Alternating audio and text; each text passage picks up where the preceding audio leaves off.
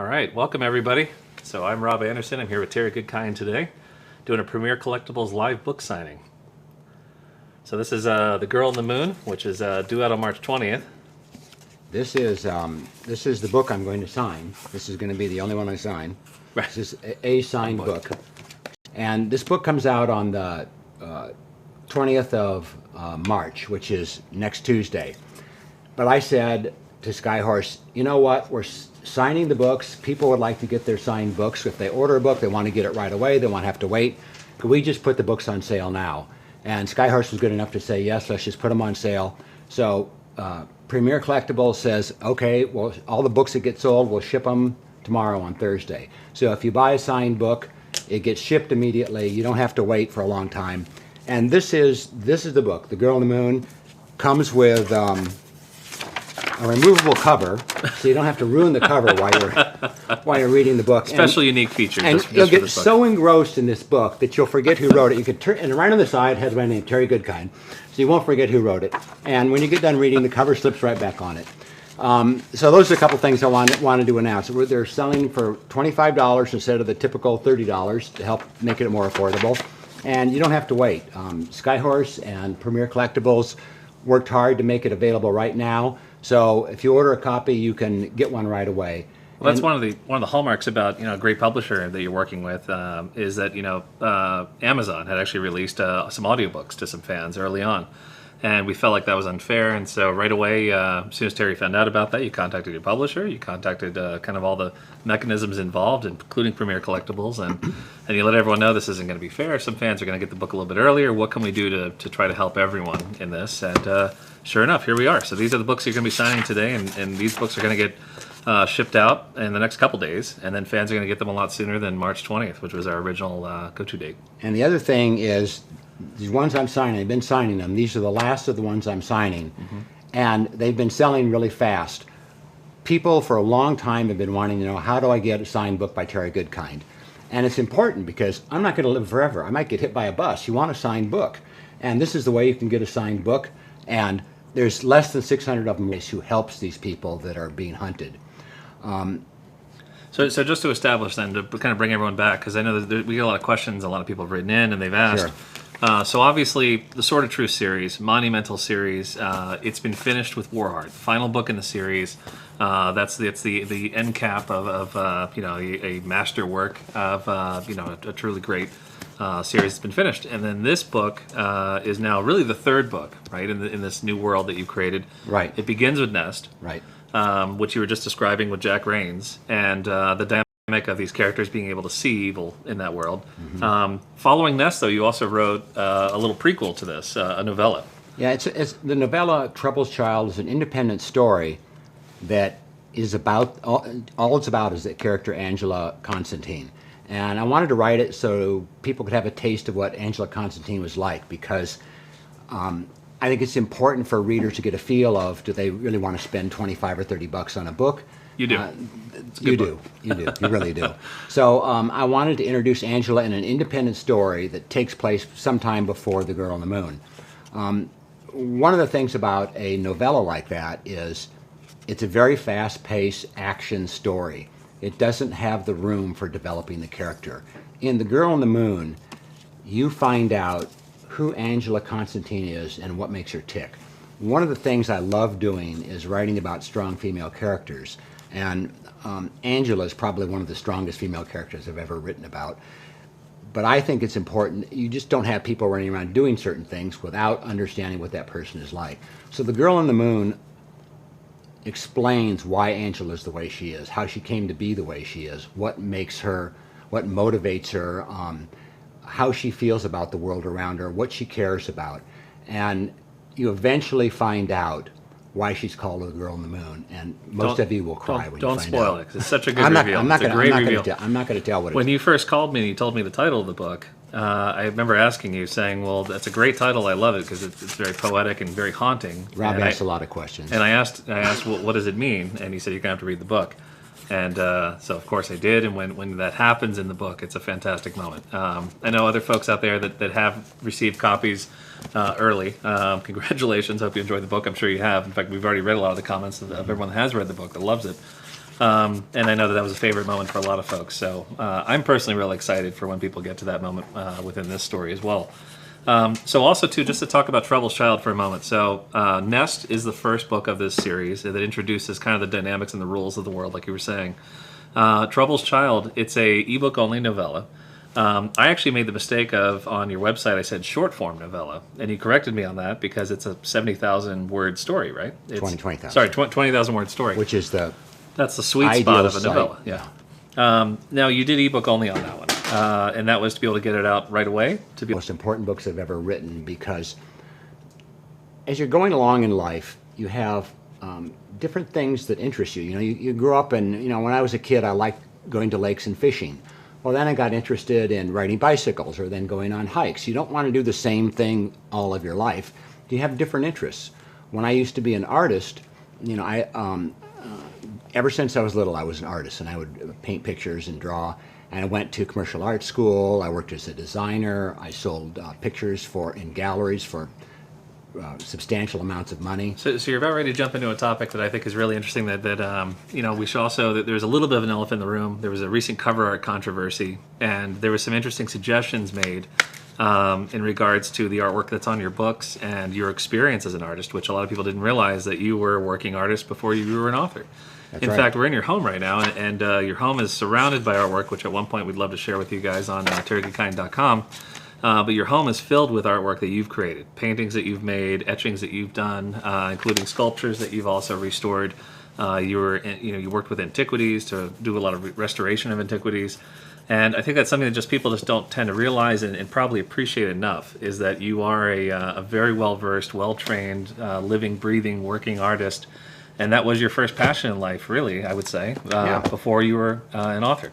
And so when you talk about cover art, I mean, to you, it's a passionate thing. To you, it's not just simply the wrapping that goes around the story. It really means a lot more to you. That's right. I've had cover art approval for almost 2 decades, and I always art directed the covers. And that came with, by the way, cover art approval. A lot of folks out there don't seem to understand that cover art approval is actually an unusual thing for authors to have. Extremely unusual. You only get it by proving yourself through sales and through having large fan bases and a lot of book sales. So. That's right. And I worked with an absolutely incredible illustrator, Keith Parkinson, from almost the very beginning. And Keith and I became great friends because I'm an artist and he's an artist, and I knew what would work on a cover and what wouldn't work. So I could make suggestions about what to paint, when he would read the manuscript. And that was one of You would sketch things, send them to Keith. Keith would sketch things, send them to you. Sometimes I would touch up his paintings because there's things I didn't like in them, and I would fix things. Mm-hmm. And Keith and I would, together we would decide what would be on the cover. And one of Keith's rules, he would not paint anything unless he read the book or read the scene that the cover art had to do with. And that was my biggest objection to the cover that we're talking about, is the publisher just told the artist to paint something. He did a fine job of painting it, had nothing to do with the book. Technically fine, yeah. It was irrelevant to the book. It didn't represent the characters. As fans know, these characters, they've been reading about characters like Nikki for 15 years. I mean, Nikki is their friend. They know her. They know what she looks like. It's a modern, there was a lot of folks that were also saying, too, that, cover artists don't have the time to read books and so forth. And I think that's more of a modern invention because, historically speaking, that's not the precedent. The precedent is very much... They can read a one-paragraph character description. Yeah. It's not that hard. They don't have to read the whole book. Yeah, but, historically speaking, though, the precedent for cover design between an author, and an artist was to have a collaboration where, the work was very much it was a proper presentation and representation of the story itself. So really, the Nikki Chronicles, which is a great series, talk a little bit more about that later on, those books have really been your first books since you worked with Keith Parkinson that have not been a representation of the story within, that you haven't had any kind of creative control over. And so that's where frustration came from in regards to the artwork just not at all being representative. It was sexist. It was not an accurate representation of characters that you've been writing about for over 20 plus years. And you've been reading about. Yeah, that all fans are reading. I think that it's offensive to readers not to give them a proper representation of what they're going to read about. It's like tricking them. Yeah. So all that said, in spite of that heavy passion that you have for the cover art, it was still meant to be lighthearted. You were still, poking fun at your own book, and you were poking fun about what the publisher had done to the cover art. It was meant to be lighthearted, of course. So we saw that there was a lot of ruckus about what happened with that cover art and everything else, and we think it was all great. I mean, the passion behind it's wonderful, and obviously there's perspectives all around and viewpoints from all sides. At the end of the day, read the books. They're great stories, and you can laugh about the cover art in that case not being representative of the story within. Jumping back to Girl on the Moon, though. But there's an important point about art that I wanted to make, which brings this around. I'm primarily a character writer. I like writing about the character development, what makes people tick. You do less world building in your stories. Yeah, I don't do world building. I'm character building. Yep. So in this book, you don't spend a lot of time describing, the walk from point A to B. You spend more time talking about the characters' experiences and backgrounds and so forth. Yes. Right.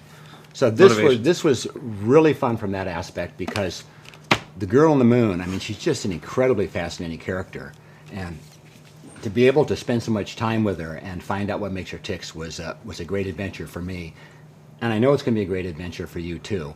And I hope you have a good time reading it. And like I say, there's not a whole lot of copies left that are going to be signed.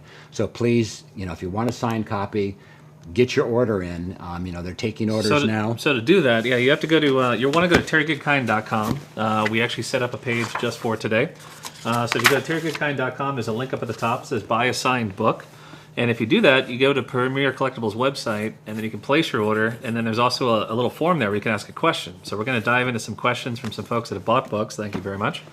And we've got some great stuff here that fans have been writing and asking about. So, okay, are you ready for some Q&A here?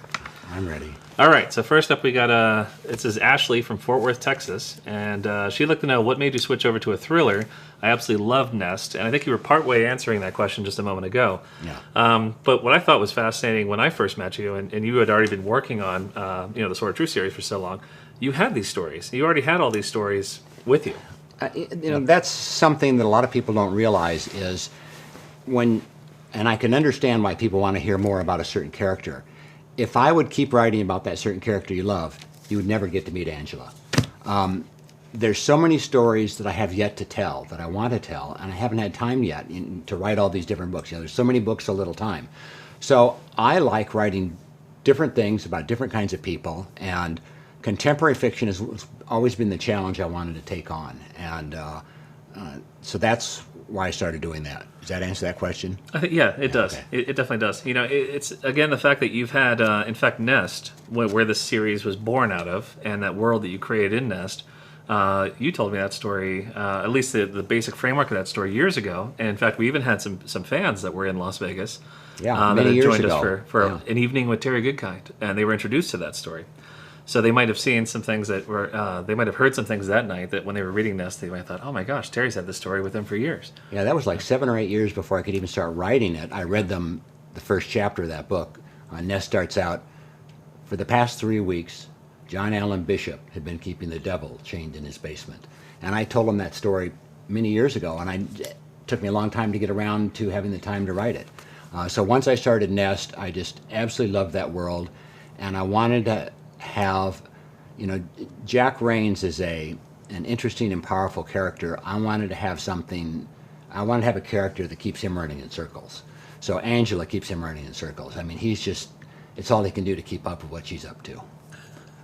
We have another question, a question from Jacob in Modesto, California, and he wants to know about your motivation. So what is your greatest motivation to continue writing? What makes you, we're here in your home, and this is actually the same room behind the camera is actually your work desk and where you spend 98% of your day writing books. So what keeps you here writing so much?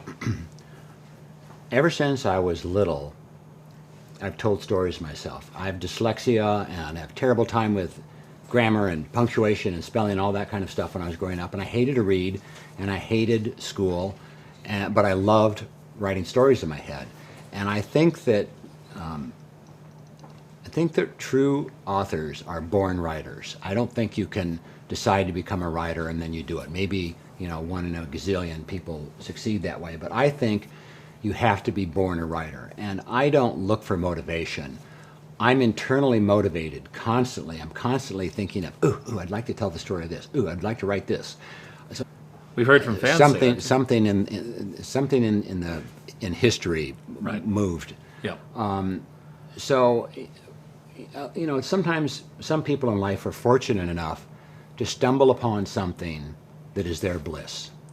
And when you find that thing, it consumes your life. It's all you want to do. All I want to do is get down here and write. And not to say that there aren't days where I just feel like, oh, for crying out loud, I can't do anything right.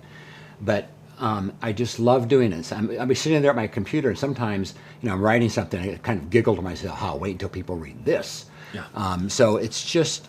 Well, you're wearing a Raw Racing shirt, which is one of your racing team shirts, and has a lot of great graphics on the side, like 2011 Radical Unlimited Racing Champion. It was a racing series. You competed in with a team and you won. But even out at your racetrack, where your race cars are at, which is supposed to be your getaway from writing place, you have computers set up to continue writing. So right, and even my race team is called Raw Racing, and as you all know, Richard Rawl is the hero of Sort of True series. So, and if you had a truck in your race car, you'd have signed books in the back of it to give out. Yeah. But and also the other race cars has Nest advertising on it. So, to me, it's my greatest joy is having the privilege of writing stories to entertain people. And when it comes down to it, there's a lot of times people get into such controversy and nonsense. These books are written to entertain people. All of you have lives that are complicated. You have stress, you have things that are pressure from different sides that are pushing on you, and you know the joy of reading. Reading is when you can go to another world and get away from all that stuff. And I feel privileged and honored that I'm the person that gets to take you on that journey. And I feel it's incumbent upon me that if you're going to give me your time, which is the most valuable thing you have when you come down to it, is your time.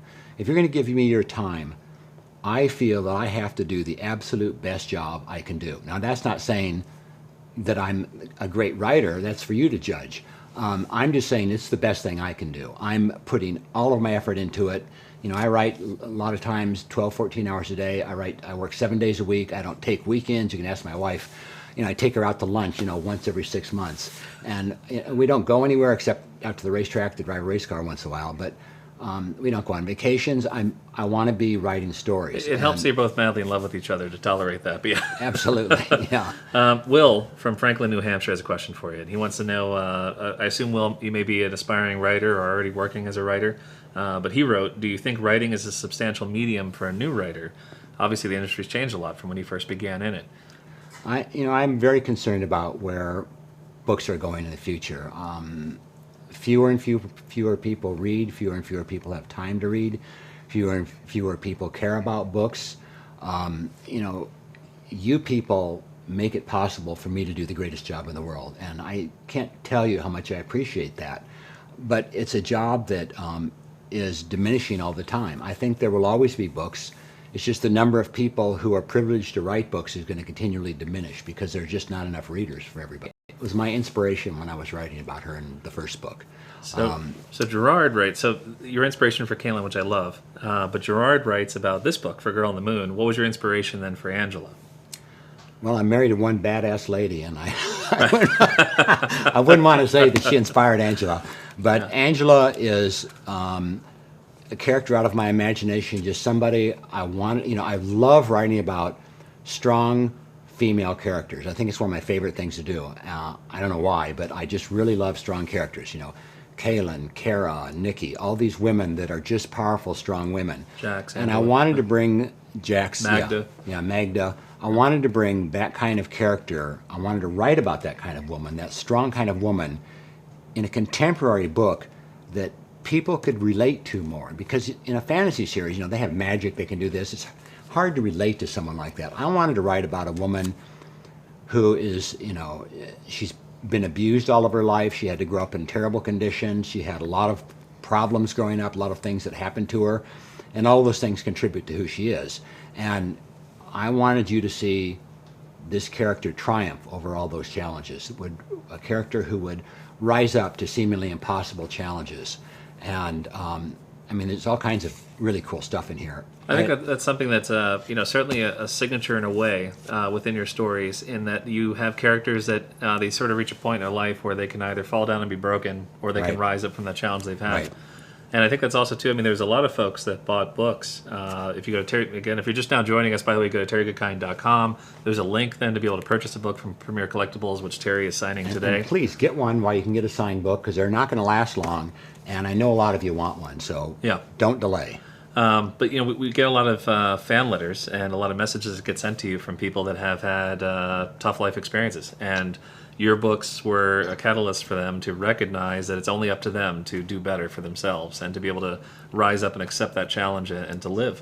Absolutely. So a lot of the most meaningful letters I get are from people who have gone through terrible challenges, and the books helped them survive those challenges. It kind of kept the spark of life alive in them.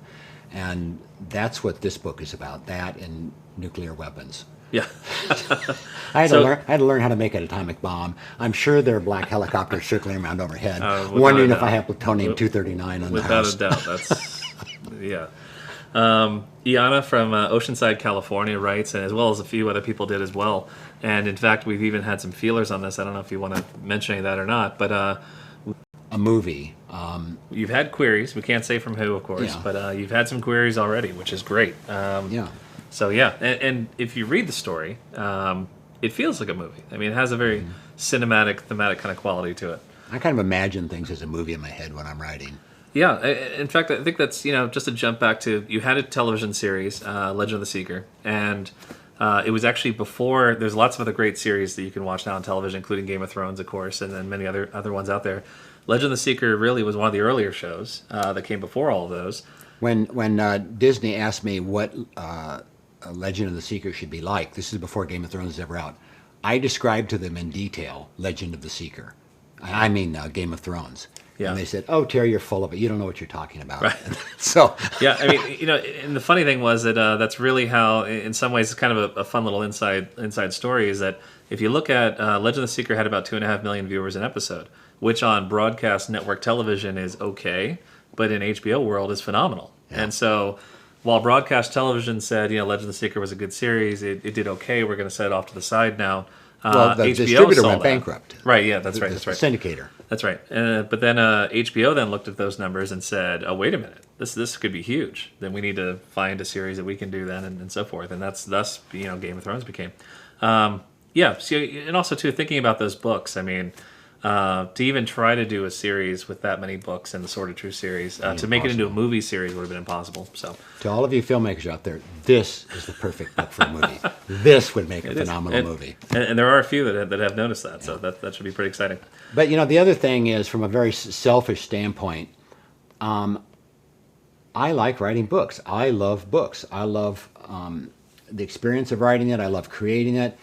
I don't care if there's not a movie. I mean, it'd be cool to get more readers to read it. But for me, it's the act of creation of the book. So I'm happy. Yep. Happiest author, really. It's and that's what's funny is that you get the you spend so much time writing these books and so much time developing these stories. It's a fun, very cool part about you, Terry, is how much you still enjoy hearing people's feedback and hearing people's comments and hearing that. Like, we'll be out somewhere and, you'll run into someone in a store and they'll say, "I read your most recent book," and I just see you light up and how excited you are about that. So it's hard to describe how much fun it is for an author to have people like their book and have a good time reading it, because that's the whole purpose. That's why I'm doing it. I want you to have a good time. Sometimes there are people, they moan and groan. I think there are tens of thousands of books out there. It's your only life you're going to get. Read something you like. And everybody doesn't have to like my book. Find something you like to read. But if you read this book, you will like it. So that seems easy. Reza from Mesquite, Texas, and I love this question because they ask, I noticed you have an extraordinary amount of knowledge about forestry, subjects of the woods, carpentry, and medieval whatnots. What is your background, and how did it lend to the books that you write? There's two parts to that answer. Part number one is I love the outdoors in the woods, and I lived for a long time in Maine for 18 years, and we lived in a house way back in the woods in a vast natural park, right at the edge of a vast natural park, Acadia National Park. And I loved the woods, and I would hike through the woods all the time and spend a lot of time in the woods. We were my wife and I, we were hermits in the woods. And the other thing is that being an artist, I've painted so much of nature that one of the things that I can do as an artist, when you're painting a picture, you have to be able to put a few blobs of paint on a canvas, and people have to understand that that looks like a tree. So as an artist, you have to be able to distill an image down to what is the essence of that image that makes it look like a tree. What is the essence when you walk into a cheap motel room? What is it that makes it look like a cheap motel room? Well, the first thing is it smells like mold. So, there are a few key little things like that as an artist I can pick out of a scene, out of an outdoor scene or out of an indoor scene or whatever, that I can paint that picture economically in as few words as possible, because I'm an artist and I know how to pick out the essence of a scene. There was a fraction of time there where it was suddenly like in vogue for young authors to get pushed to the top of New York Times lists and for everyone to rant and rave about how great a story from a 15-year-old was and that kind of thing. And I loved, you actually said to me when all that was happening, you said you couldn't have been an author when you were younger than 45 no. because you had to live all those experiences to even tell those stories correctly, accurately. Maybe somebody else could, but I couldn't. I believe that there are life experiences you have to live to be able to write about life. I mean, if you're going to write something meaningful about people, if you're going to write about relationships and what is love and what is respect and what is integrity, those things take a lot of time to learn. If you're just going to, if you're going to write about a sunset, it helps to have seen a hell of a lot of sunsets. And if you're going to write a romantic sunset, you describe it in one way. If you're going to write a scary sunset, you say it in another way. And that bank of knowledge that you have from having lived a long enough time to have seen a lot of sunsets, it doesn't mean that writers need to travel the world. That's bullshit. Writers need to live life. It doesn't matter if you're living life in the same house. You live life and you know people and you find out what it feels like to have someone betray you. You find out how it feels to discover that, the person you love doesn't really, is shining you on, doesn't really love you. And those are all life experiences that I think you have to live. And the fact that I use this as an excuse to why I didn't start writing until I was 45. It's a good excuse, though, because it makes a lot of sense. I mean, to be able to write accurately about things, you have to have those experiences. I love this question. The question is, how did you become such a badass? But I especially love it because it's written by Chad in Bellevue, Washington. I've been to Bellevue, Washington. There's a lot of badass people in Bellevue, Washington. So for someone in Bellevue, Washington to ask why you're such a badass, I think that's great. But how did you become such a badass, Terry?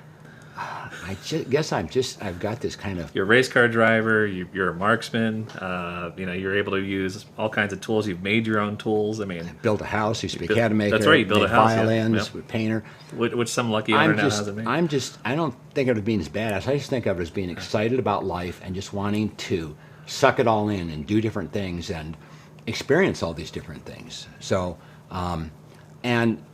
one of the things about doing all those things is not just doing them for me personally, it's doing them to perfection. It's doing them well. When you're in a race car and you're coming up to a corner, you're a tenth of a second is an enormous amount of time in a race car. If you lose a tenth of a second a lap, in one lap you've lost 2 seconds. It's just vitally important that everything be on the money. You hit the brakes at exactly the right mark, and you turn in. You're talking about inches, and that level of perfection, I find really fascinating. I love it. I became a pilot, and one of the things I was just thinking that being you're a licensed pilot is there's so much perfection in the procedures, doing everything right, getting everything perfect, and I like getting things perfect. I like to try my best to do my best at everything I do. Robin in Plains, Pennsylvania wants to know, she has a Grace tattoo on her left wrist, which you actually have a lot of fans that have tattoos on their bodies from the books you've written and quotes that you've written. This is going to get scary, I'll tell you why. So the question is, do you approve of fans that have tattoos on their bodies? I personally would not want to do it for myself. Because I get tired of things. What if I do this thing and then 10 years later I go, why in the hell did I do this stupid picture of a rose on my forehead? Everyone, myself included, that doesn't have a tattoo, I think we all share the same excuse, the same thought, and I think it comes from a worry of that. But as an artist, yeah. I've gone to, and I've looked at tons of fan tattoos about my stuff, and I've looked at tons of it, and it's just jaw-droppingly beautiful. Yeah. From an artistic standpoint, I'm just super impressed. I think it's incredible. The thing that really worries me, the thing that I'm really concerned about, Right. is that Angela Constantine has a big tattoo across her throat that says Dark Angel. Right. So Yes. I'm dreading the day I start getting pictures of people with Dark Angel across their throat. Yep. You might be the inspiration for that, Terry. That certainly would Please, be the case. please don't do that. Right. So I think that's interesting too. So which one of all your characters, major or minor, male or female, do you most closely identify with? And that's from Jennifer in Port Richey, Florida. You know, as strange as it seems, there's a little bit of me in every one of the characters. There's no character they wrote about that, even the villains, they have some element of me in them. And that's because if you're going to write something, the only thing you really know is yourself. So I take things from that are internal within me, when I get angry or I'm upset or whatever. I take those things, and Rob can tell you, he's often on the receiving end of this. As a writer, I wear my emotion on my sleeve. I'm out there in front all the time. If he shows me something and I don't like it, I go, well, that's stupid. Yep. And Rob goes, geez, Terry, could you be a little nicer about it? Well, and I don't mean to be hurtful. It's just that I don't. Yeah. I don't change things. I need Rob to a large extent is my Terry to human race translator, and he helps me make sure I don't say things that unintentionally are goofy and offensive. Well, I think that's also too why, and I find it, anyone that's ever met you, anyone that's ever been to, a book signing or fan event, or anyone that's ever, had the pleasure of having a conversation with you, have always come away with very positive things to say about you as a person, you as a, celebrity author, all that kind of thing. I always find it truly remarkable when I read comments online that are just totally taken out of context, and they try to say that you're not a nice person, this kind of stuff, because I certainly wouldn't have had the relationship I have with you all these years, and I certainly imagine your wife and everyone else that's been in your life for so long would really feel as strong as we do about you. But, well, thank you, and I think that the thing is, when I hear that kind of stuff, I've been to a lot of book signings. I've signed books for thousands of people at book signings, and I guarantee you would not find a single person that didn't say that they weren't treated as somebody important. My fans are the most important people in the world to me. I respect them. I treasure them. I do my best for my work. You can't imagine the work that I go through and the sacrifices I make, the things I don't get to do in life, because I'm trying to make the best story I can for you to enjoy. So to me, readers are the most important people in the world. And whenever I've been to a signing, some people, they've brought me to tears. The stories they tell me about the things they've gone through in life and the problems they've had. I had a friend whose wife was dying of cancer, and he said the only time she would not have pain was when she was reading your books before she died. Good grief. What greater thing can you do for another person than to take them away from their problems like that? So I have the greatest respect for my fans. I'm just enormously grateful and appreciative of people that read the books, and I want you to love the books. And part of loving the books, and something I want to be sure to mention that's really important, is that an author lives or dies by reviews.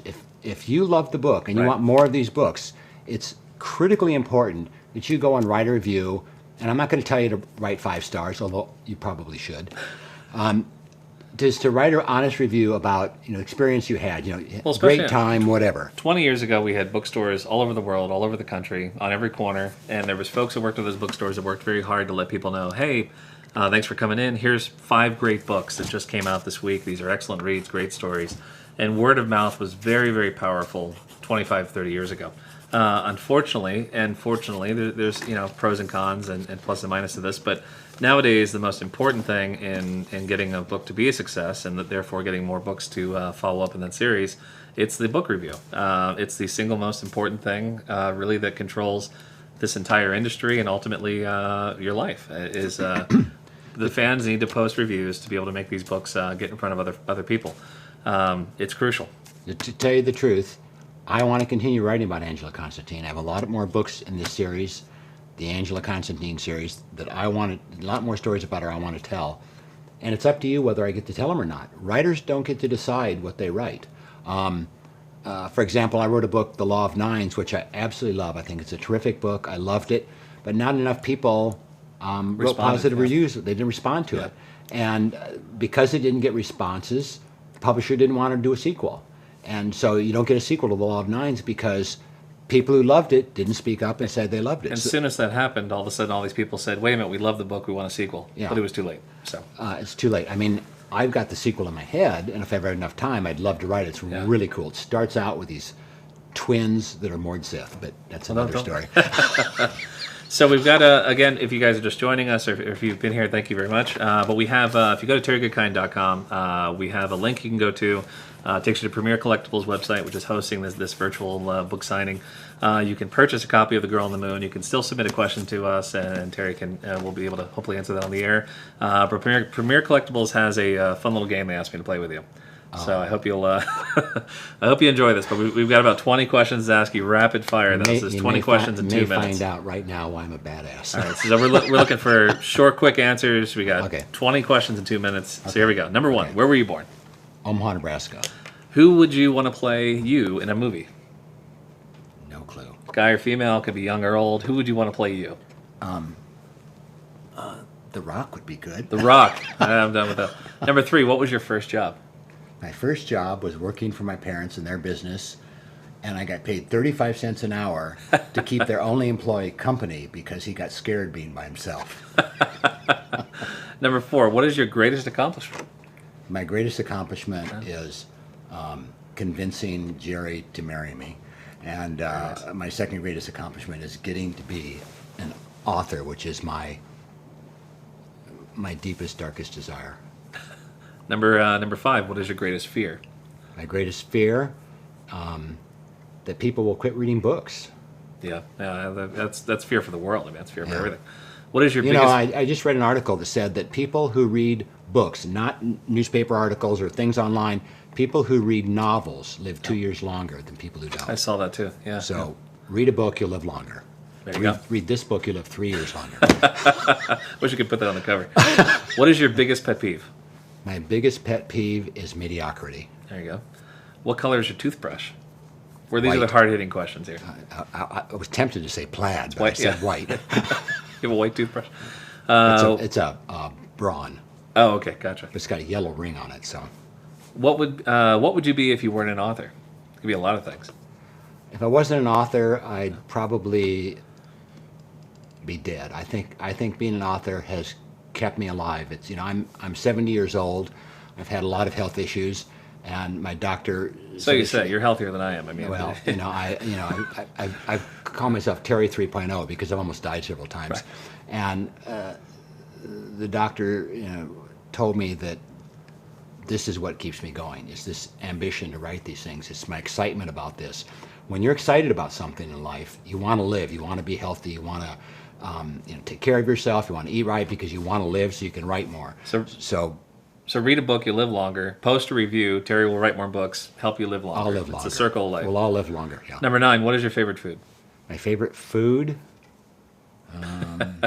You have an interesting diet. I'd say eggs. I have a lot of eggs in a lot of different ways. I eat eggs a lot.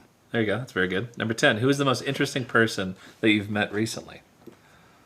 Well, I'd have to say Lauren, who came here from. She's from Premier Collectibles. Premier Collectibles, and is allowing me to do this terrific, wonderful thing. I mean, this is a real treat in my life to get to be able to answer people's questions and dispel a lot of myths and tell you the true facts. And I'm so happy that Premier Collectibles is doing this. And they're running out of books, so you really need to buy one, because I know a lot of you have always saying, "How do I get a signed book?" This is how. Get a signed book. Yeah, and buy just to underline it too, in the past, when you first started off writing, you obviously signed a lot of books. And then little by little, as you did less signings and had less opportunities to go out to bookstores and all that kind of stuff, the number has dwindled down considerably. So it is a fact that The Girl on the Moon has the least number of signed books that will ever be signed for any of your books. That's right. And I find that really interesting. I mean, people should be aware of that. I mean, if you have a collection or if you're a fan, you definitely be aware of that. Yeah. Real important, how do you take your coffee? I used to drink coffee all the time because I just needed the caffeine, and it just gave me such heartburn. I just finally quit, so I don't drink coffee anymore. You used to chew gum too while you. I know, I had the gum monkey on my back for a long time. Yeah. Right. So now I drink water with magnesium in it because magnesium is needed in 700-800 different bodily enzyme functions to make you healthy, and it really has helped me a lot. That's right, Remag. I remember you telling me about that. Middle name, T.L. Goodkind. What's the L? As it just stands for L. Just stands for L. What is your favorite hobby? Favorite hobby? Driving race cars. Racing, that's it. Which, by the way, like 3 feet to my left here is a gigantic racing simulator. So that's how serious the racing situation is here. It's the only Formula One racing simulator in the United States. It's just wicked cool. You could probably even, if you Google around, you could probably even find, because the company has actually copied the design, all kinds of fun stuff. Guilty pleasure then, same thing, racing? Yeah, I feel guilty taking time off to do anything. If I go out to dinner, I just I should be home writing. So when I go out to the racetrack, it's driving me crazy because I want to get back and Well, you write. usually scribble notes on the straightaways, right? Yeah, I do text messages myself. Are you a morning or a night morning person or a night owl? Night person, definitely. Yeah. What is your worst habit? My worst habit.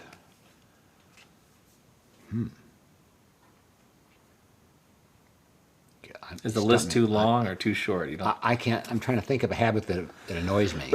Well, you've killed most of the habits you had. Like you said, coffee, chewing gum. You've done a good job of eliminating those things.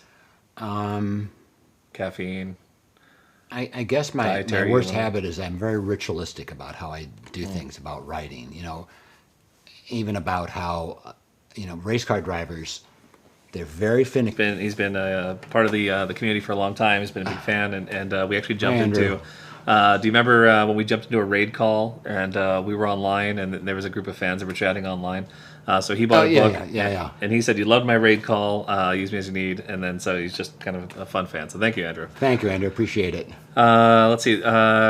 We've got. Let's see. What is the best advice you give to an aspiring novelist? You answer a lot of questions about what it takes to be a writer. Stephen King also said in On Writing that you have to be born with it. You believe the same. But what kind of advice would you give to someone who wants to try to be a novelist?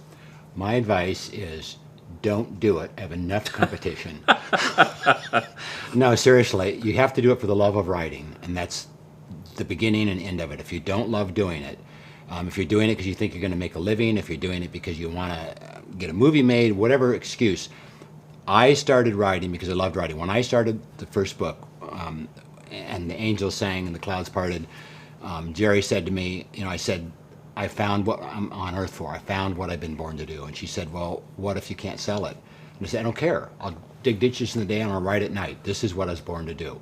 So I think you have to be driven by that passion to write. And no amount of advice can make up for a lack of that desire. Karen from Plymouth, Devon wants to know if we deliver books to the UK. And yes, Premier Collectibles absolutely will deliver to the UK. Right, Lauren? You'll send a book to the UK? They'd even send one to France. Right? Yeah, absolutely, yeah. I have a lot of French fans.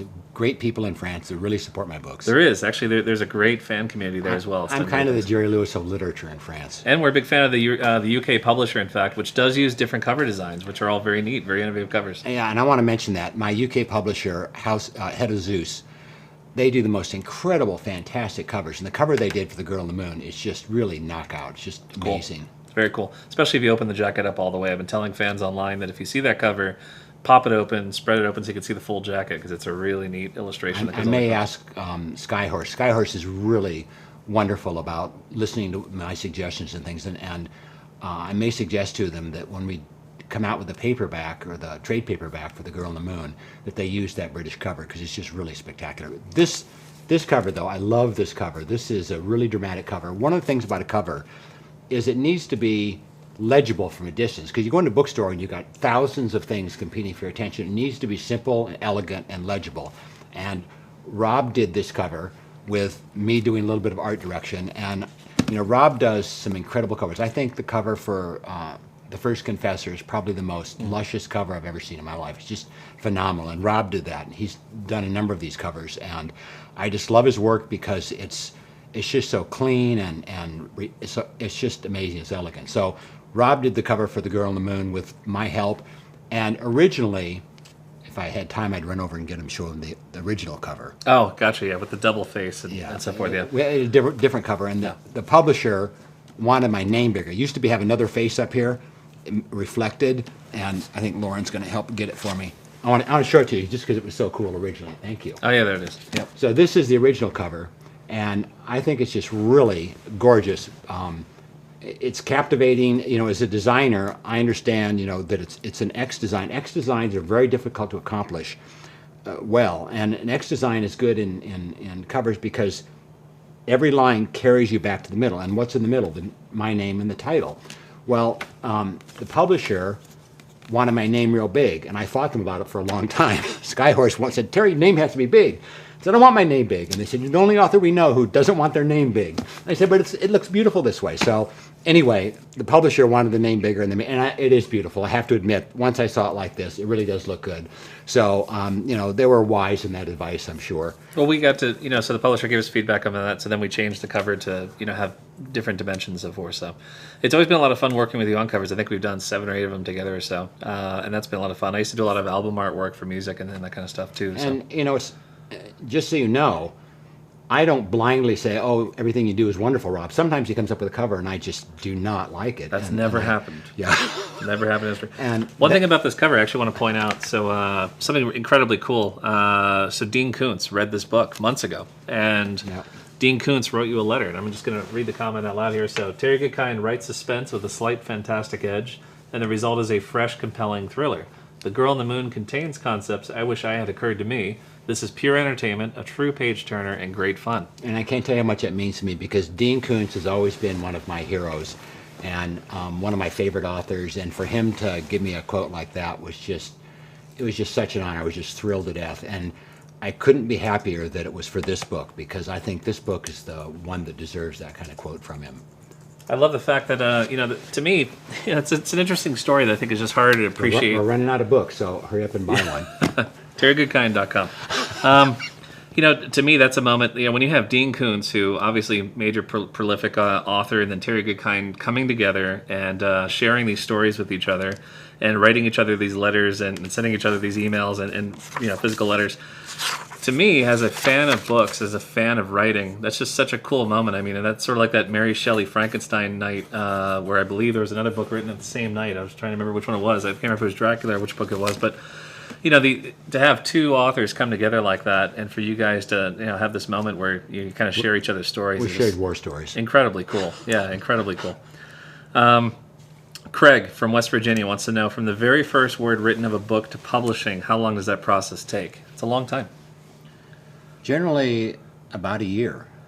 Well, that's from first word to published. So from when you start writing to when the book actually comes out, it's almost a year and a half, 2 years, right? Yeah, it could be, yeah. And it sometimes it just makes me crazy, because I finish the book and, they say, "Well, in a year, maybe a year and 2 months, we'll have it out." And I think, good grief, just print the damn thing, get it out there. But publishing has to go through, there's a lot of steps involved, and a lot of people that work hard behind the scenes. The reps have to get the book into stores, because the publishers don't just print a book and it magically appears in stores. They have to convince Barnes & Noble how many copies they should take for each store. They have to convince all the independent stores, to convince Amazon. So, those reps go out there and work hard on my behalf to be able to get the books into stores so that you see them when you walk into the store. And, the publisher has to, create the covers and make all kinds of decision about the paper and setting the internal type. There's a lot of steps to it. It's amazing how much work goes into a book. And I'm really happy to be with Skyhorse now, because they make it a pleasure. In the past, sometimes it can be really quite trying.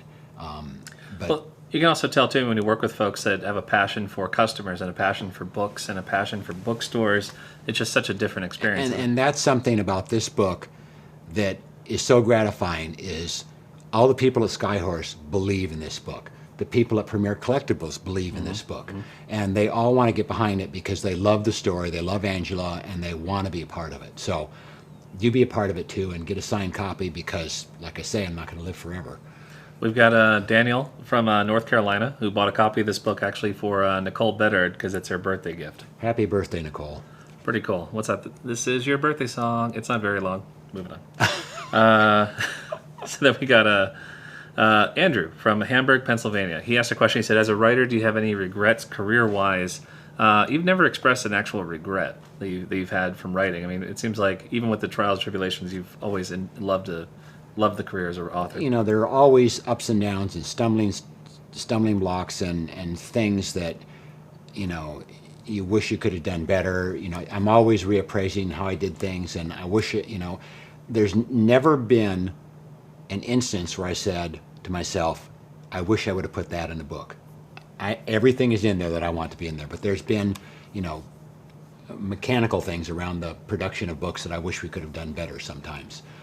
You know, like this book, I think that the embossing of the type, it's called balloon embossing, which makes it rounder. This is a flat embossing.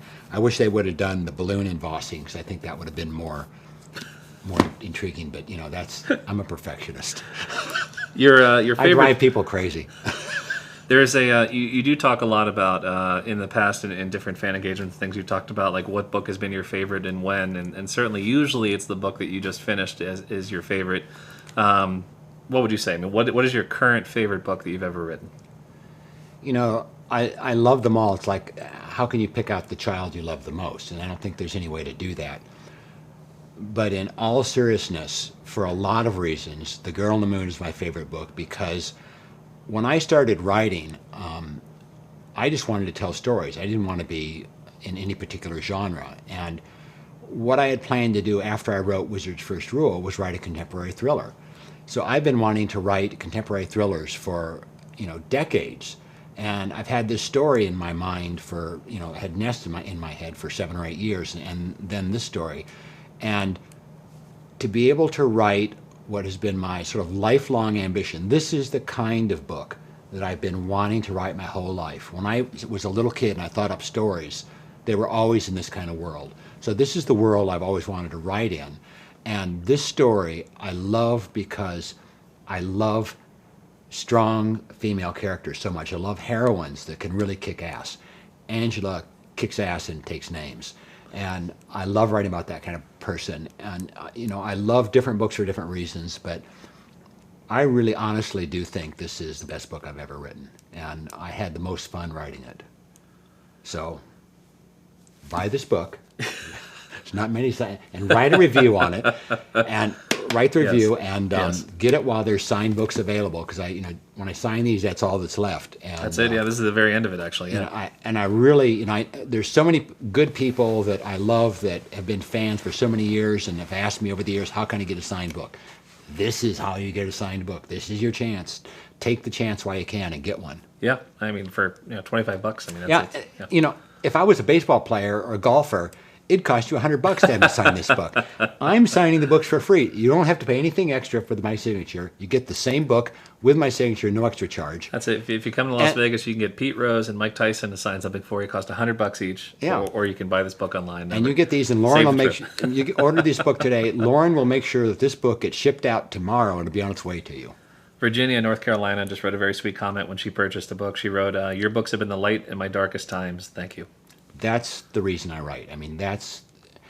no amount of money can beat that kind of thing for me anyway. That to me goes right to my heart, and that's the kind of sentiment that, I mean, to be able to touch people's life that way, to be able to touch people's life when they're hurting most, or when they need a hand up the most, or when they're most depressed, to be able to touch them in a meaningful way and to give them encouragement. There can be no better thing in life than be able to do that. I have the dream job. It's the coolest thing in the world.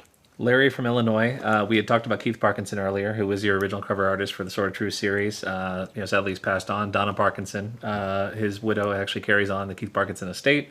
I believe you can go to keithparkinson.com and purchase artwork if you'd like to. But Larry wanted to know, he writes, "I was first introduced to your books through the artwork of Keith and have loved everything that you've done since. Can you explain your relationship was with Keith before he passed and how his artwork helped to accent your work?"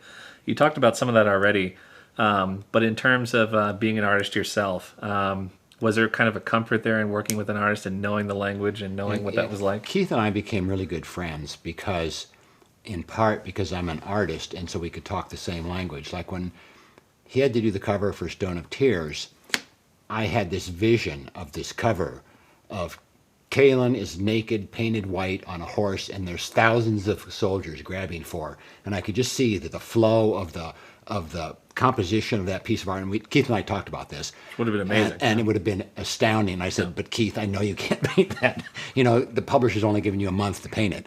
So Keith and I would talk about which scenes we wanted to do. And publishers usually tell artists what they want them to paint. And publishers don't always know the audience like a writer does. I know my audience better than the publisher does. I know what my audience would love to see. So Keith and I would conspire. We'd develop a sketch of what we wanted the cover to be, and then he'd draw 3 or 4 other thumbnails that were just ugly because he knew they wouldn't pick those. Right. So we would trick the publisher into picking, pick the one that we wanted from the very beginning. And then, like on Temple of the Winds, there was no Kara in there, and the publisher said, all the bookstores said there has to be a woman on the cover with Richard. I said, Richard's in a place where there can't be a woman. So Keith calls me up and says, the publisher gave me 24 hours to paint a woman to put on the cover. They're going to stick her in electronically. Who do you want me to paint? And I said, put Kara in the scene. And I rewrote that section of the book to make it possible for Kara to be in that scene on that cover. Because I wanted the cover, it meant that much to me that the cover was accurate, that I rewrote the book to fit that scene that Keith painted. And that's why Kara's together with Richard on that cover, because the publisher wanted a woman on the cover. And then when he painted Kara, he had to do it in 24 hours. And I said, Keith, she's got a horse face. And he says, I know, but they made me do it real fast. And I said, would it be okay if I touched up her face? I don't want to mess with your work, but I said, I know what's wrong with it. I know how to fix it. And he says, knock yourself out. And so I redid her face. And yet again, to have such intimate connection to your books and obviously the characters in them and then the artwork that's wrapped around them, it's almost dumbfounding then when a week ago we're hearing from random people that are even questioning why an author should ever have a connection. I mean, it's just so out of place. Yeah. I know, I'm the one that created this world. I should have a say in what we're showing of that world to prospective readers. And maybe that's an exception because it's an exceptional background you have, and maybe that's not common for all authors. I have to put that caveat in there and say, I can totally understand why publishers can't have 300 different authors saying, sure, I want my dog's paw print on the cover and all kinds of goofy stuff. Yeah. They can't have authors that don't know what they're doing about art dictating what goes on the cover. I earned the privilege of being involved in the covers through the fact that I'm an artist, I'm a designer, and the artwork I've done and the covers we created that were so successful. So Donis in Harrisonburg, Virginia. I got to tell you about covers. One thing, one of the people's favorite covers is Faith of the Fallen cover. Great cover. Which my publisher hated. Right. And that's true. They just couldn't understand why I wanted it to be the cover. My editor wanted to have monsters dancing around the statue, and Keith drew the monsters around the statue, and he sent it to me, and he says, this is what they want. And I said, absolutely not. I'm putting my foot down. No way. There's not monsters dancing around the statue. So that cover is, I think it's just an astounding piece of art. Yeah, there's a great quote that specialization is for insects, which of course, most humankind should have the rationale to understand that there are a lot of great many people are capable of doing a great many things. But there's also a famous quote that's something about the effect of that oftentimes people become an agent or a publisher or whatever else because they could not be a successful artist or author themselves. Mm-hmm. There's a quote about editors that says, man's greatest desire in life is to edit another man's work. That's great. Donis from Harrisonburg, Virginia. I'm not going to read the whole quote because it's a wonderful quote, but Terry will read it shortly after we're done here. But I just want to read one little section from it, and that is that life itself is precious, and thank you for the books. Thank you. So a beautiful quote otherwise too, Donis. I'll make sure that Terry sees the rest of them. Thank you, Donna. And Lauren, are there any books left? Signed books? We've got signed books left? So actually, Lauren was letting me, so Lauren actually sent me a message to let me know that while there is limited quantity of books, any quantity that would be remaining would still be available on the website, but you're only signing a fixed number of books in totality. Right. So once they're gone, they're gone. So keep that in mind, guys. You will want to place an order if you want to have a signed book. A couple more questions here. We actually, I think we should probably get close to wrapping up here in about 15 minutes. So we're looking at Steven from Orlando, Florida asked, how the heck do you come up with all your ideas for your stories? We talked a lot about inspirations and things. Why not bring it back to, again, Trouble's Child, say, for example, the prequel to The Girl on the Moon. What was your inspiration for wanting to write that novella? I thought, what would it be like if Angela discovered a dead body in the woods that was being eaten by a wolf, throw in a blind minister and his mute sister? What would that be like? So, just mix it together and just see what comes out of it. Yeah. I like throwing people into just really horrific situations, and some of them are cool and some of them are really grisly and life altering, but I like doing that. And you also wrote that book, so the novella, Trouble's Child. So you had finished Nest. You were working on Girl on the Moon. Actually, no, the Girl on the Moon was done. Girl on the Moon was done. Right, that's right. Girl on the Moon was already finished, and then you went back and you wrote this novella, and then you contacted editor and publisher and agent, and you said, I want to put this out before Girl on the Moon. How can I make it happen? Actually, my agent told me that one of the phenomenons in publishing is that people don't have time to read books, and so they're gravitating towards novellas because they can read them on their phones. And so on New Year's Day, I thought, I should do that. So I made a resolution to write a novella. I sat down, I wrote the novella one weekend, I went racing, and I finished it on the 18th of January. So I wrote that in 18 days. And that's just pure inspiration and excitement, just to sit down and just to be able to blaze through it. It was a lot of fun to write. I think for all the fans that have ever written in and asked questions about how to become an author, and which, of course, every author gets questions from fans like that, from readers that have stories to tell. Seat time. One of the things that you, one of the great quotes you say a lot is that every reader has a story, which is true, but then can every reader become an author? You said you have to be born with it. I certainly agree with that. Stephen King agrees with that. I think what it totally comes down to is what you just said, seat time. I think if someone really does want to try to become an author, sit down, try to write as much as you possibly can. I've done this. I think I got about 11 pages in, and I was flat out done. So I think that's the ultimate test is can you just simply write to that quantity and make it something that you want to read yourself. Mm-hmm. Words of encouragement, because there are a lot of people writing in asking about how to become an author, and that is a wonderful question. Just try it. Really just see if that's something that you have a natural inclination towards. And it's very difficult. But also, and I hate to be, throw a cold blanket on this, but you have to be realistic. A recent study showed that 85% of the public thinks they have one good novel in them, and that's just pure bullshit.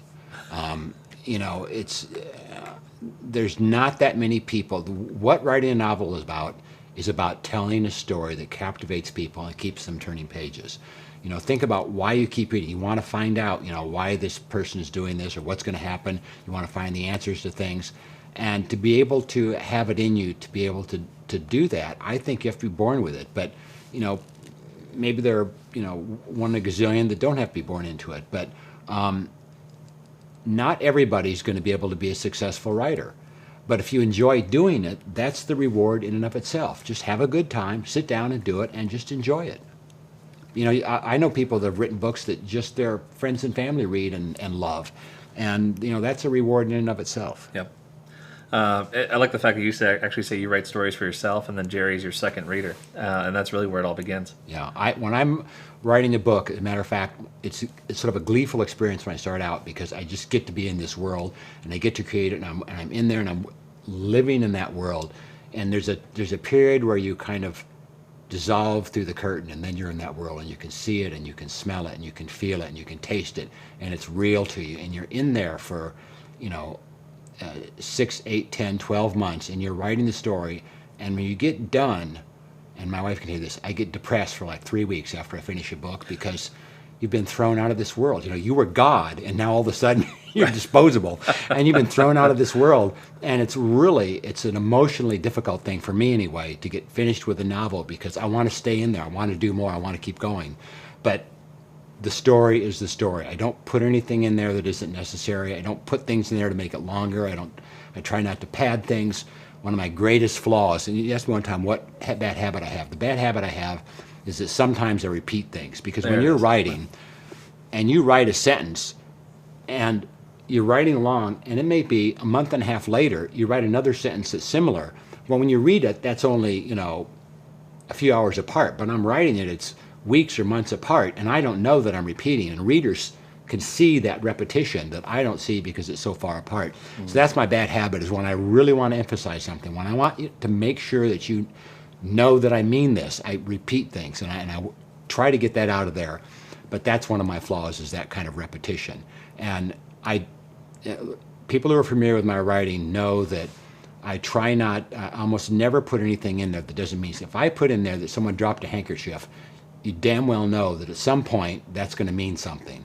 So all the things in there mean something. And Chekhov's gun. That's one of the great things about writing, right? Is that if you introduce a gun on a mantle, make sure that gun gets used later. Yeah, make sure the gun goes off before Act 3. Right. Yeah. That's right. Yeah, that's right. A couple more rapid fire ones, because we are actually just at the very end here. And again, thank you so much, everyone, for joining us. If you're watching the live broadcast right now, you can go to terrygoodkind.com.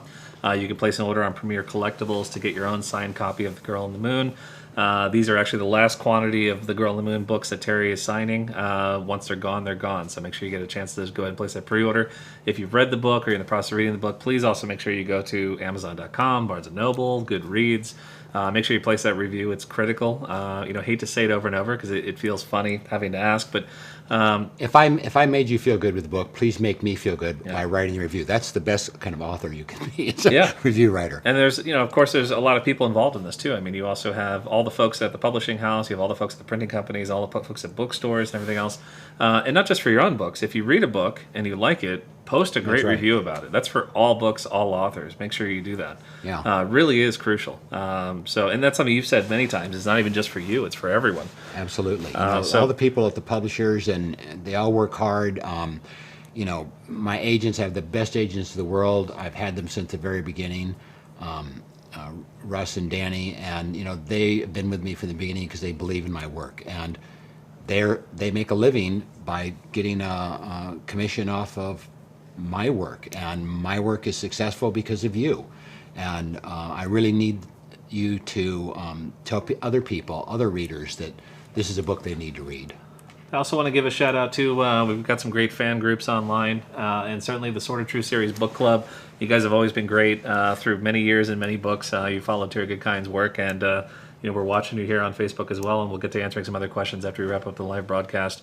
But thank you guys, as always, for being a part of everything that Terry does, and that I get to be a part of as well. One of my bad habits is I take too long answers. You should ask some questions. Yeah, let's go through some rapid fire here at the very end. So just first, a couple really nice comments. So Jimmy from Fort Worth, Texas, he says, proud to call you a friend and grateful for letting you draw strength. Grateful for letting me draw strength through your characters. Thank you, sir. Thank you. And you guys give me strength, too.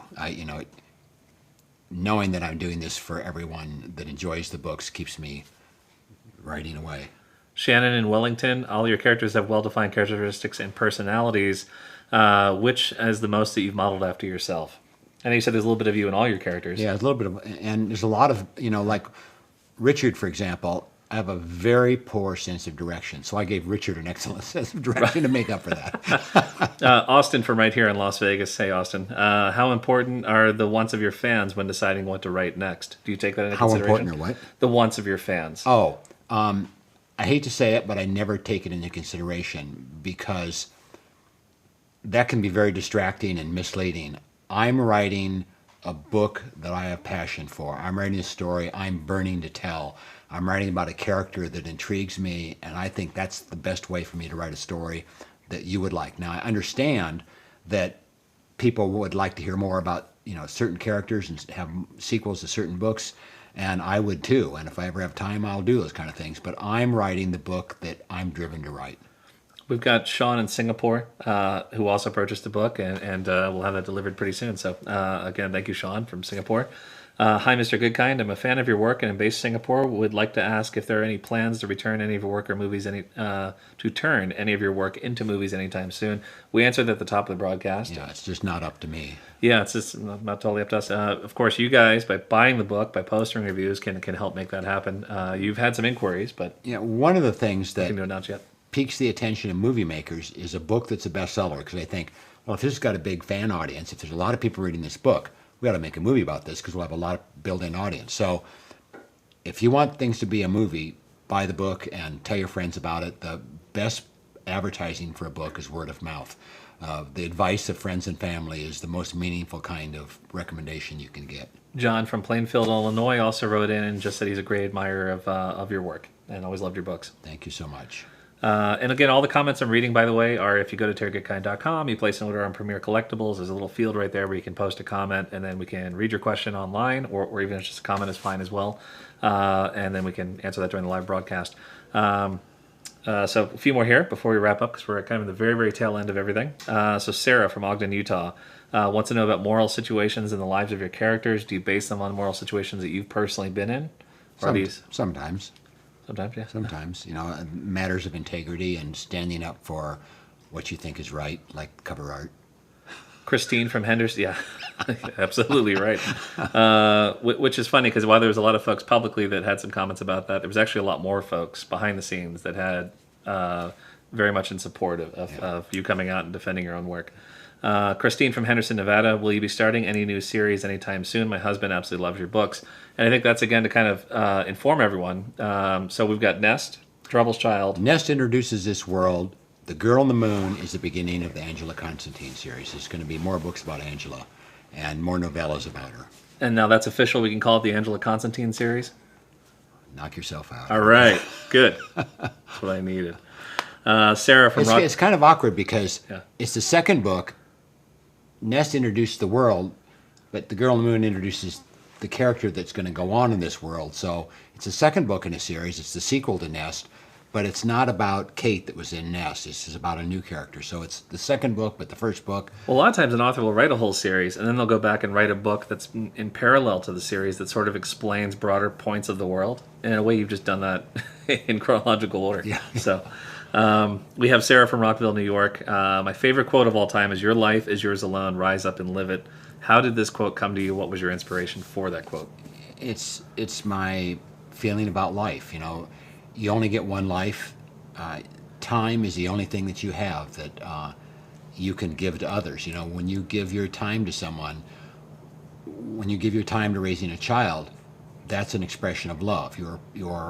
It's your currency of your life. And when readers give me the time to read my stories, the money they pay is insignificant. It's the hours and weeks or however long it takes them to read the book.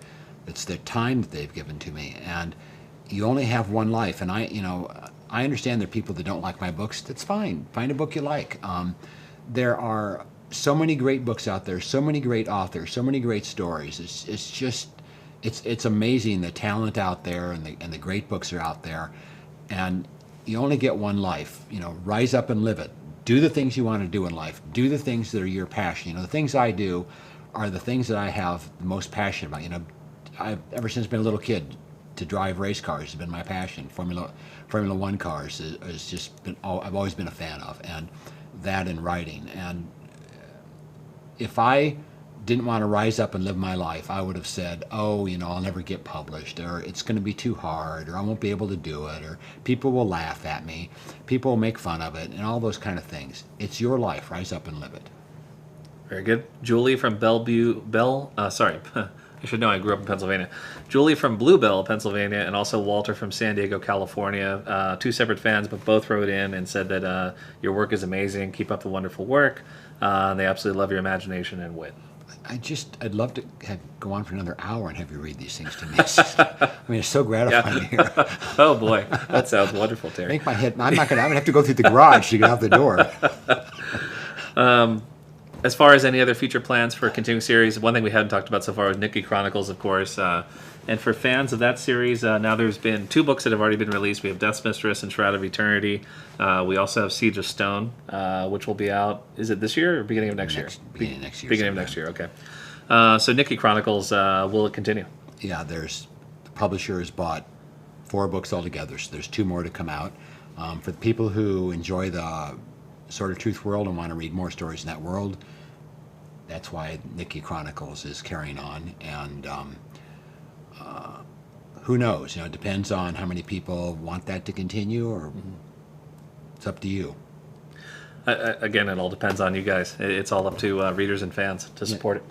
Yeah, people think that, people don't understand how much an author depends on the audience to help support them and keep them going forward. Rebecca from Garden City, Kansas asked, one of the questions she wrote is, do you treat your job like a 40-hour-a-week job? Do you have a regimented schedule like that? Well, I get up and I write, and I get done and go to bed. You're kind of, like they say, like a healthy thing to do is have like a regimented 8 to 10 hour, 5 day a week kind of schedule. But that's absolutely not your. I suppose that would be healthier, but Right, I don't do that. Yeah, you have a very unhealthy schedule for No, sure. I mean, how many times do I write you at 3 a.m. and How many times did I write you back? yeah, you and I are the same. There's, but you have to understand, this isn't a job to me. It's my life. It's what I am. It's what I do. It's what pours through my veins. It's just, I can't turn it off. It's there all the time. And of the many past lives that you've led, one that we didn't talk about was actually crafting instruments. You have a violin here in this house that you actually made yourself. A violin, by the way. I mean, you had to make the tools to make the violin. You didn't just have to. There's no way to buy the tools off the shelf. You had to learn about the wood, the glues, and the acoustics, and then you had to hand make all these tools that you generated, and then you finally made a violin. So Jerome in Theodore, Alabama says, "Do you still build musical instruments, or is that a one-time self-abuse?" I don't have time. I would like to still be able to paint. I haven't painted anything since I wrote the first book. I don't have time. The only thing I have time to do is write. And I'm not a fast writer. There's some authors that can really write fast. I wish I was like that, but I can't. I agonize over every sentence, and I think about it, and I think about where a sentence should be in a paragraph and how long the sentence should be, depending on the action. I'm so focused on what I'm doing. I just don't have time to do anything else. Haley from Missoula, Montana wants to know, does Wolf Dog make an appearance in the Girl in the Moon storyline? I don't know. I've been thinking about that because she isn't in The Girl in the Moon, but she's in Troublous Child. And my agent says, of course I love, what's his name, Bardolph. I love the wolf, and I want to hear more about her. So, right. And it's fun writing about animals. I love writing about creatures and animals. So I would like to have it be in there again at some point, but I don't want to force it in there. It has to be there for a reason. I can't, just because I want it to be there, somebody wants it to be there, I can't put it in there. It has to be for a reason. And Heather in New York wants to know, was it difficult at all to transition from writing about the Sword of Truth series in that world to writing about contemporary world where we have electronics and phones?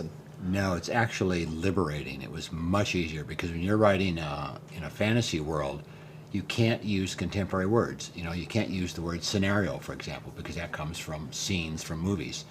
And there's so many words that, I'm constantly was looking up words to make, find out when the word was first used. If it was first used in 1943, I wouldn't use it.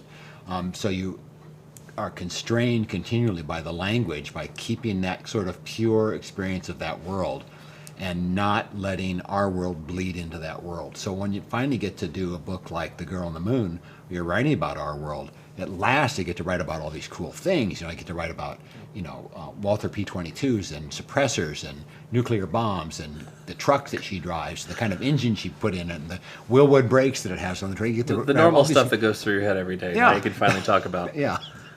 Gary in Severn, Maryland wants to know, do you still have a race car team? We talked about Raw Racing a little bit earlier in the broadcast. And so actually, fans, if you want to learn more about Terry's racing experience and the cars he drives and so forth, you can actually join. There's a page, facebook.com/Raw Racing. We also have rawracing.com as your website for the racing team. And you should know how to spell raw. RAHL racing.com. And this weekend, you may actually get the opportunity to get out to the racetrack as a rare respite. And if we're out there, we'll take some cool new photographs and post them. Yeah, maybe some video even. Yep, definitely cool. Hope so. That'd be fun.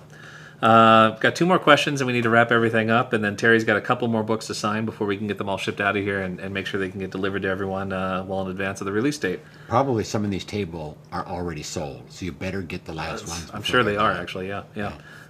So once again, everybody, thank you so much for joining us. You go to terrygoodkind.com and you can click on the link that says buy a signed book, and make sure you do that before they're all sold out, because this is it. That will be signed. 2 more questions then for you. So the first one is Jessica, Seymour, Tennessee. There are so many questions I would like to ask, but unfortunately I have to narrow it down to one. All the books have deeper meanings and lessons involved. What is the most important lesson you want readers to receive by experiencing these stories and following the characters? Your life is yours alone. Rise up and live it. Yeah, I figured you'd say that. And then Brandon in Fort Wayne, Indiana, he'd like to know what's a good way to get signed books of yours to complete the collection? Funny, he should ask. Brandon, here's what you do. Go to terrygoodkind.com and then take the link to, where does the link go? Buy signed books. Premier Collectibles. Premier Collectibles. Buy signed books. Premier Collectibles. And you can get an actual signed book. I'm signing them here right now. One of these books can be yours. They're almost all gone. Be sure you get one. And it will have my fingerprints on it too. So it's genetic material besides the signature. Oh, God. Thank you, everyone, for joining us. Thank you, Mr. Goodkind, for doing this. Thanks for joining the Terry and Rob show. It's been fun. Thank you, Premier Collectibles, for hosting this. The other cool thing I had to think about while we were sitting here doing this, typically when you do a book signing, there's this great, big, huge, long line that stretches all the way throughout the whole store. And everyone stands all the way in the back of this line for a good 2 hours till they finally get all the way up to the table. They get to ask you a 30-second question, and then they're sort of shoved on to the next because it's just you're trying to get through everyone. You're trying to answer everyone's questions. Hopefully you guys like the format. I thought it was pretty neat. People could... Well, what's cool about it is when you go to a book signing, the person at the front of the line says, ask me a question. Well, there's 20 people in the line that want to know the answer to that question. So when they get up there, they have to ask the question. Yeah. So that limits the amount of information I can get across to people. This is so terrific because it enables me to answer a lot of questions. If I wouldn't talk so long, I could have answered a lot more. You did good. You answered quite a few. It's been fun, and I hope we can do this again. I'm sure that Premier Collectibles would like to do this again. If you guys support us by buying the book, if you don't buy the book and they have all kind of books left over, they're going to say, screw Terry Goodkind, we don't want to sign books. So you need to support everybody that's involved in this, all the hardworking people at Skyhorse Publishing and Premier Collectibles, and Rob, who does so much things to help me, and most of all to support me so I can continue writing stories to entertain all of you. Thank you for being here. It's been my honor to answer your questions and to talk to you. And do you think you'll jump online tonight after the broadcast and maybe answer a few more questions? Sure, Type them sure. in if you got some time. Happy to. Yeah. Cool. Good stuff. Thank you, everyone. Thank you so much. Really appreciate you guys joining us. Have a great night. Bye-bye.